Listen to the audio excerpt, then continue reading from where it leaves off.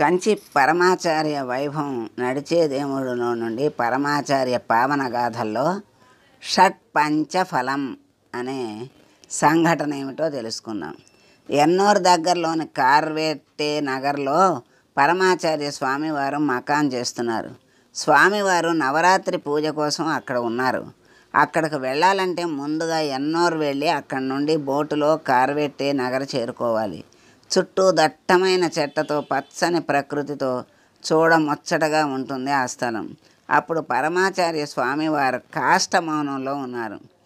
ఎవరితోనూ సంభాషించటము, కనీసం సైగలు కూడా చేయడం లేదు. 9వ రోజున మౌనవ్రతాన్ని వీడారు మహాస్వామివారు.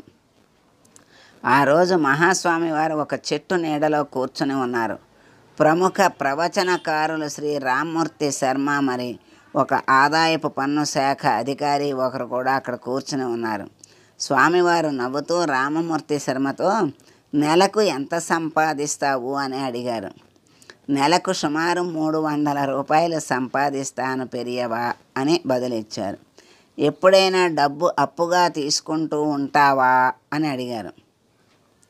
అవసరాన్ని బట్టి 10-20 రూపాయలు అప్పుగా తీసుకుంటూ ఉంటాను అని చెప్పారు రామ్మూర్తి శర్మ. వెంటనే స్వామివారు అదే ప్రశ్నలను ఆదాయపు పన్ను శాఖ అధికారిని కూడా అడిగారు. తనకి నెలకు 10,000 రూపాయలు ఆదాయం వస్తుందని, అవసరాన్ని బట్టి సుమారు 3,000 రూపాయలు అప్పుగా తీసుకుంటూ ఉంటానని చెప్పారు అధికారి.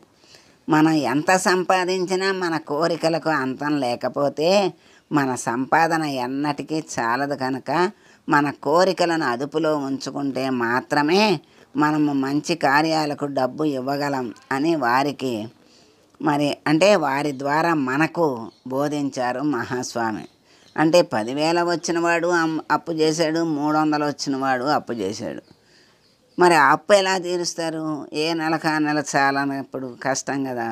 అందుకని ఎంత వచ్చినా కోరికల వల్లే ఈ అప్పు అనేది జరుగుతుంది కనుక ఎవరి శక్తిని బట్టి వాళ్ళు ఆ డబ్బుల్ని వాడుకుంటూ మంచి కార్యాలకి ఇంకా ఇవ్వగలం జాగ్రత్తగా వాడితే అని స్వామి బోధించారు.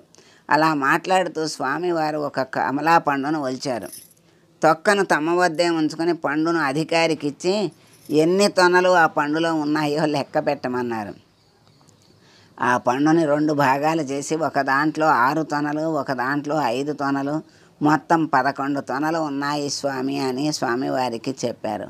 వెంటనే స్వామివారు దాన్ని ఇప్పుడు మనం షట్పంచఫలం అని పిలవచ్చా అని అడిగారు. అంటే ఒక దాంట్లో 6, ఒక దాంట్లో 5 ఉన్నాయి కదా. ఇది విన్న వెంటనే ఇద్దరు పరమాచార్య పాదాలపై పడి సాష్టాంగం చేసి నిలబడ్డారు. మహాస్వామి వారు అడిగిన అంత చిన్న ప్రశ్నకు ఇద్దరు అంతలా ఎందుకు స్పందించారు అంటే, శ్రీరామ్మూర్తి శర్మ ఆ అధికారి ఇంటి పురోహితుడు. రోజు జరిగే పూజా పునస్కారాలలో బ్రహ్మస్థానంలో కూర్చుంటాడు. ఒకసారి పూజా సమయంలో భగవంతునికి ఫల నైవేద్యం సమర్పిస్తూ కమలా పండుని నారంగ ఫలం అని అనకుండా షట్పంచఫలం అని సంబోధించాడు. దాన్ని తప్పుగా భావిస్తూ ఆ అధికారి శర్మ గారిపై కోప్పడ్డాడు. అయితే కరుణ యొక్క సాకార రూపమైన పరమాచార్య స్వామివారు వేద పండితుల నోట అసత్యం పలకదని, వారు ఏమి చెప్పినా అది నిజం అయి తీరుతుందని నిర్ధారించారు.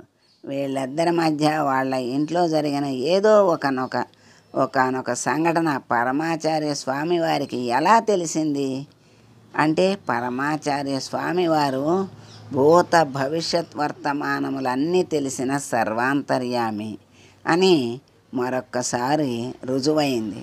స్వామి ఎవరి మనసులోదైనా తెలుసుకోగలరు, ఎక్కడ ఎప్పుడు ఏది జరిగింది తెలుసుకోగలరు.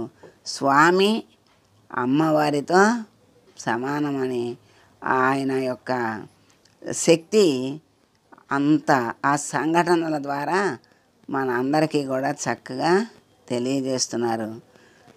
అపార కరుణా సింధుం జ్ఞానదం శాంతరూపిణం శ్రీ చంద్రశేఖర గురుం ప్రణమామి ముదాన్వహం అని. సర్వం శ్రీకృష్ణార్పణమస్తు. లోకా సమస్తా సుఖినో భవంతు.